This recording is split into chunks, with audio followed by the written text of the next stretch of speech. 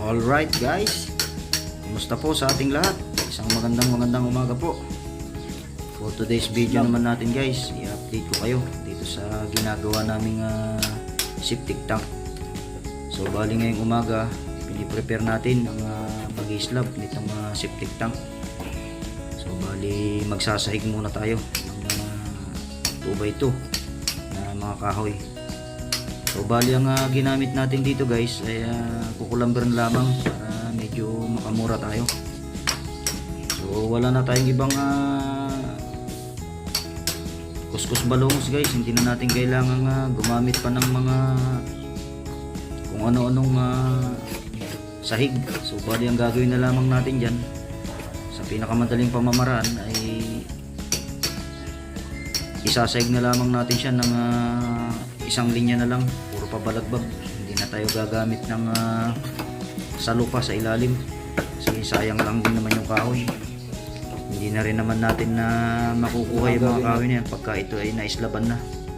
Kaya ang ginawa na lamang natin ay imbis na maggawa pa tayo ng pansalong kahoy sa ilalim, atin na lamang itong iuukit dito sa gilid ng mga hollow blocks. So bali ang diskarte ko, ayan, ipinantay na lamang natin sa labi, sa tagiliran ng hollow blocks. At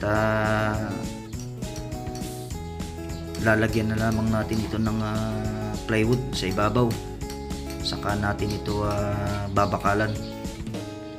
So bali pag ating isinahig to, mahalagang malaman natin guys, at mahalagang una natin gagawin ay dapat yung hollow blocks ay hindi matakpan ng plywood na cover at nitong ginagamit natin pansahig na 2x2. Kinakailangan ay lagi lamang siyang nasa ilalim at siguraduhin natin hindi sasayad yung mga kahoy sa ibabaw ng hollow blocks para pantay ang ibabaw ng ating slab. Yan. So bali ang ginawa natin, inuukit muna natin ito, hollow blocks, para mailapat natin, maibaon natin yung 2x2 na ating inilalagay na pansahig. Ayan. So bali kung mapapansin nyo, matibay siya. Sinubukan ko siyang tapakan, hindi siya basta-basta nababali. So bali inukit ko muna ito ng grinder para mas madaling silsilin. So bali kasi nung nakaraan hindi ko sana nilagyan ng palaman itong hollow blocks na ito. Nagulat na lamang ako, bigla nagkaroon laman at yung pala natirang halo ay hindi ko nabanggit dun sa labor ay nilagyan palaman ito, kaya yan tumigas. Aking tuloy uling sinisilsil. Hindi naman din alam ng aking helper na hindi dapat nilalagyan ito sapagkat ito ay islaban. Kaya yan atin uling sininsil. Pero okay na rin guys, at kahit papano ay matibay na rin naman at nilagyan niya ng halo. Pero dapat yung papaglagyan natin ng sahig, hindi dapat nilalagyan ng palaman para hindi tayo mahirapan mag silsil. Yan. So dapat kasi guys lalagyan natin ng cover sa ibabaw ito, yung bilog na cover, pinaka slab, yung pwede natin siyang takpan. So balit wag na raw, sabi ng may-ari. At ito na guys, atin nang nasimulang takpan ng mga plywood yung ating inislaban. Yan, kung makikita nyo, nakalabas yung mga hollow blocks nya para kumapit siya doon sa buhos na ating i-slab. Yan. So bali kinapos na naman tayo sa bakal, binigyan na lang natin ng distansya yung mga bakal na 10 mm na horizontal natin ng 25 cm bawat kolong. Yan. So bali ang lilimitan na lamang natin mamaya yung isang horizontal na 9 mm, gagawin natin siyang 20-20 ang pagitan. At para tumibay siya, medyo kakapalan na rin natin ng slab. sisiguraduhin natin nakagitna yung mga bakal na ating ikinakabit. Yan. So bali magtatanghalian muna kami ngayon at habang naghihintay oras ay ito, piniprepare muna namin itong gagamiting alambre habang yung kasama kong boylets ay nagse-cellphone. Yan. At ito yung ating gagamitin na 9mm na pinaka-horizontal nya. I-spacean natin ng 20 cm para medyo matibay ang kanyang pagipagitan. Yan. So bali mamaya update ko ulit kayo guys para makita ninyo. At pag nangyari naman nating islaban yan, so papalitadahan din natin itong gilid ng hollow blocks para magandang tingnan. Decente siyang tingnan sa mata ng madlang people. Yan. So bali ngayon kami muna yung manananghali guys at i-update ko kayo mamaya. 1 hour later. So ayan na guys, I'm back. So ngayon atin ang i-start na magbakal. So ating hihimay-himayin ang pagbabakal na ito. So sa pagbabakal naman guys, kailangan kung ang buhos natin ay 10 cm, kinakailangan na ang ating bakal ay nakaangat ng 5 cm magbuhat doon sa ating sahig para pag binuhusan natin to guys ay nakagitna yung ating mga bakal. So bali guys, ang sukat ng pagipagitan nitong aking bakal ay 20 by 25 cm. So bali wala na kasi kaming bakal, kinapos na kami. Kaya ito, ganito na lamang ang klase ng bakal na ating ginawa. At kakapalan na lamang natin guys ang buhos. Ayan. So bali pagkatapos nitong pagbabakal natin na ito, atin na itong pupurmahan ng 2x2 na kahoy at lalagyan natin ng plywood sa mga gilid para mabuo natin yung kanto ng ating slab. So bali ganun din guys ang proseso niyan sa pag-slab natin ng lababo.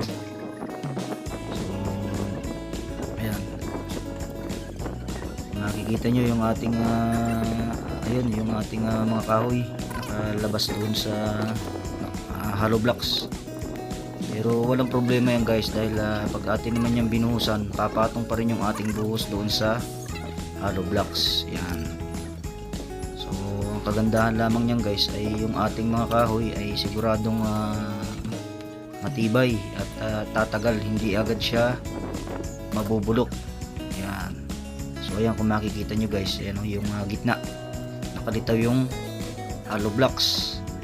So pag binuhusan natin yan guys, magkakatanawan na yung slab sa ibabaw at yung mga hollow blocks sa paligid. So magkakapit-kapit din yung ating buhos. Ayan. At yun namang ating mga bakal ay sisiguraduhin naman natin yan na hindi naman siya sasayad doon sa ating sahig na plywood. Yan ay lalagyan nating spacer sa mga ilalim, kakalangan natin siya. Ayan guys, kung makikita nyo, so ang allowance natin magbuhat dun sa plywood ay 5 at ang aangat pa tayo ng buhos magmula dyan sa bakal patas another 5 cm. So bali ang magiging buhos natin ay 10 cm. Yan. Hindi na basta-basta ang ganong kakapal na buhos guys, lalo't ang ating mga bakal ay 10mm. So kalimitan ganito lamang ang ginagawang klase ng design ng pag-i-slab dito sa mga sariling bahay. Pero kung ito ay sa construction at sa mayayaman guys, hindi papasa yung ganitong klase ng pagbabakal. So ayan, alam naman natin na kapag sa dumaan sa architect at engineer, hindi po pwede yung ganitong klase guys, dapat talaga standard. So bali ako guys, labag man sa kalooban ko ang ganitong gawain ay wala tayong magagawa guys, dahil depende kasi ito sa budget ng may-ari nitong bahay. So walang kakayanan na mapa-standard na kagaya ng design ng mga architect at engineer. Pero ginagaranti ako sa inyo guys, itong pagkaka-slab ko na ito ay tatagal ito ng 10 to 20 years. Yan. Dahil yung aking bahay guys, ganito rin ang klase ng aking pag-slab. So bali since 2015, ano natin 2024, so bali magti 10 years na. Yun, slab pa rin, matibay pa rin. So bali may mga nakapatong pa mabibigat na gamit doon sa ibabaw ng aking slab ng deposito. So balit hindi pa rin siya nagigiba o wala man lang kahit na anong crack. Ayan. So sa mga residential, sa mga kanya-kanyang bahay, okay na itong ganito. Ayan. Masasabi na rin natin na kahit papaano ay quality na rin yung ganitong trabaho, dahil unang-una hindi naman natin tinabayaan sa mga bakal. Kung nakikita nyo yung asintada nito ay palibot nito ay puro bakal.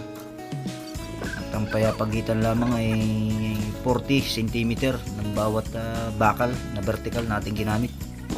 Ayan. So atin na mga babaluktutin ang mga bakal. So bali kung mapapansin nyo guys, binaluktot ko na lang yung bakal patagilid. Dapat talaga guys yan, ang baluktot talaga nyan ay paharap dito papunta sa sahig.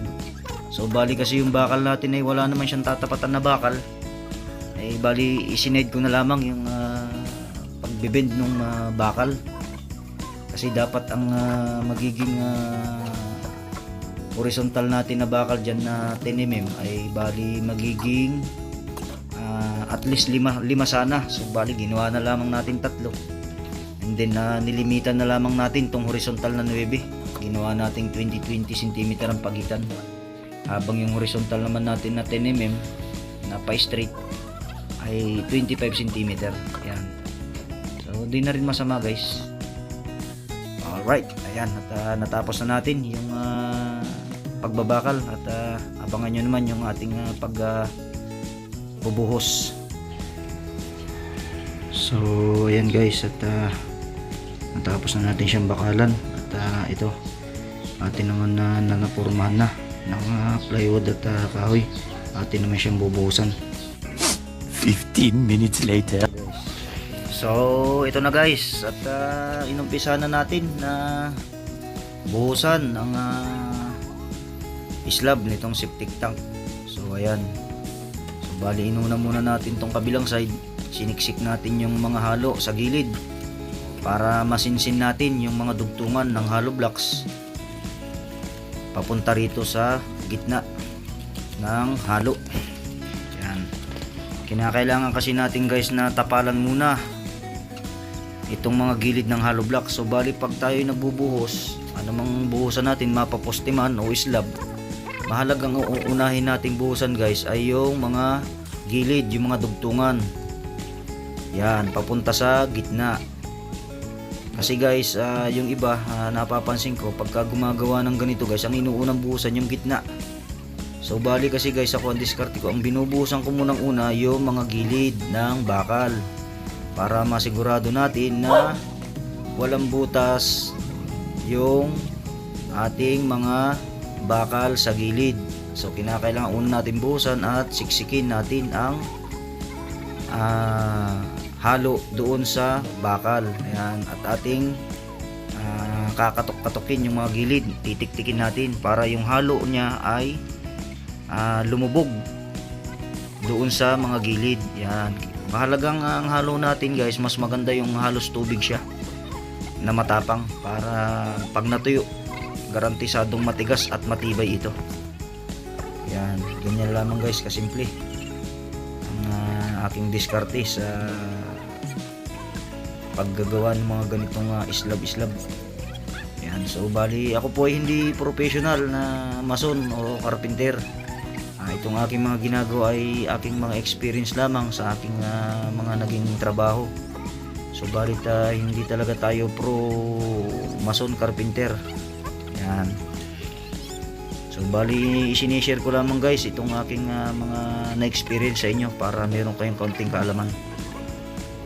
At ito na nga guys. At nayari na nating buhusan. Yan, atin nang patag. Naridela natin na maayos. Yan. Sinigurado rin nating libilado ang ibabaw ng slab para maganda siyang tignan. Alright.